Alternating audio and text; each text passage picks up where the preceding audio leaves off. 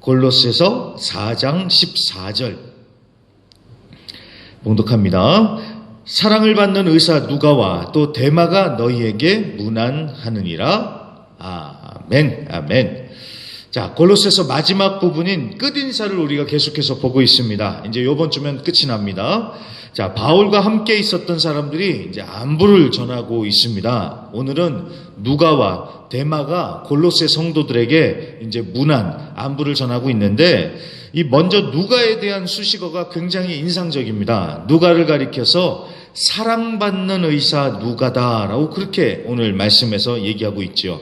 자, 이 누가는 누가복음을 쓴 그 누가가 맞습니다. 이 누가는 사도행전도 썼죠. 자, 의사라고 하는데 바울과 함께 하면서 바울의 주치의 역할을 감당하기도 했던 것 같고요. 또 이 사람이 배운 사람답게 누가복음이랑 사도행전을 썼는데 얼마나 세련되고 고급스럽게 썼는지 세상에서 가장 아름다운 책이라고 불릴 정도로 정말 잘 썼습니다. 자, 이 사람이 굉장히 달란트도 많고 은사도 많고 쓰임도 많이 받은 정말 귀한 일꾼이지요. 자, 그런데 오늘 말씀이 이 누가를 가리켜서 유능한 사람이다, 정말 똑똑한 사람이다 이렇게 하는 게 아니라 사랑받는 자다라고 그렇게 딱 집어서 얘기하더라는 겁니다. 사랑받는 자예요. 사랑받는 자.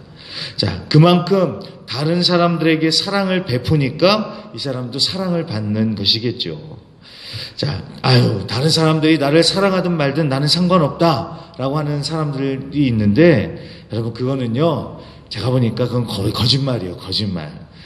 사람은 누구나 다 사랑받고 싶은 법이고요. 누구나 다 인정받고 싶고 사람들과 함께하고 싶은 법이에요. 우리가 그런 마음을 숨길 게 아니라 사랑받기 위해서 노력을 하면 되겠죠. 자, 그렇다고 해서 남들한테 대단히 잘해줘라, 막 아부를 해라, 이런 게 아니지요. 제가 사랑받는 사람들의 9가지 공통점이라는 글을 보니까 굉장히 공감이 가는 부분이 많았습니다. 거기서 얘기하는 게요, 사랑받는 사람들은 이렇대요. 남들에게 무리한 요구를 하지 않는데요. 상대방의 마음을 헤아릴 줄 안대요. 너무 완벽을 추구하지 않고 너그럽대요. 다른 사람을 높인대요. 참 이런 사랑받기 위해서 선물을 막 퍼붓고 막 이럴 것 같은데 그렇지 않더라는 거예요. 자, 그렇다는데 굉장히 공감을 했습니다. 그런데 그래서 하는 얘기가요, 사랑받는 가장 중요한 비결이 있대요. 그게 뭐냐면 자신을 사랑하는 거래요. 자신을요. 정말 그렇죠. 자신을 사랑하지 않는 사람이 어떻게 다른 사람을 사랑하고 사랑을 받겠습니까? 자, 이 부분에서는요, 바로 예수님의 십자가 사랑과 구원이 나와야 합니다. 나를 이처럼 사랑하신 예수님의 그 십자가, 그 예수님이 날 사랑하셔서 십자가에 죽으신 것 아니겠습니까?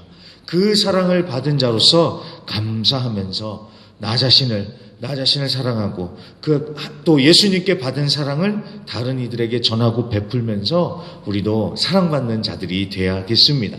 자, 그리고 이어서요, 누가에 이어서 이제 오늘 말씀에 보니까 데마가 나오는데, 이 데마도 누가처럼 바울과 동행을 하면서 지금 감옥에 갇혀 있습니다. 이 사람도 참 대단한 사람입니다.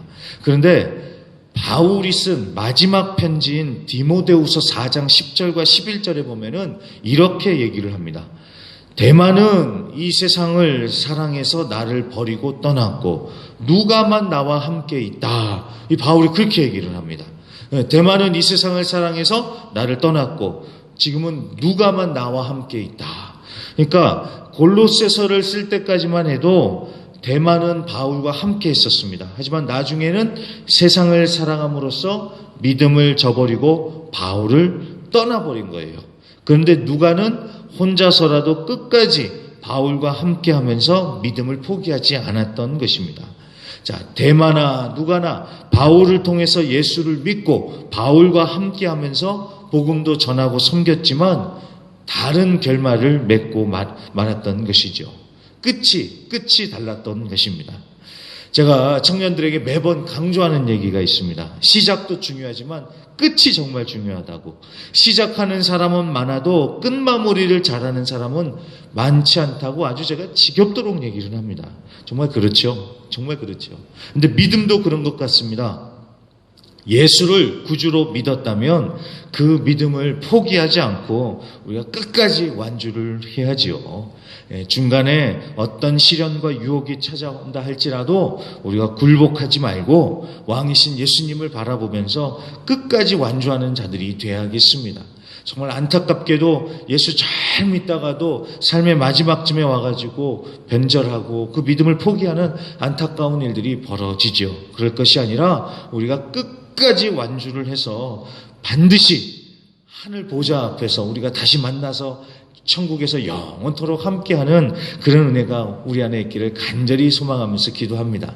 오늘도 믿음으로 승리하시는 이 하루가 되시기를 주의 이름으로 간절히 부탁드리며 기도합니다.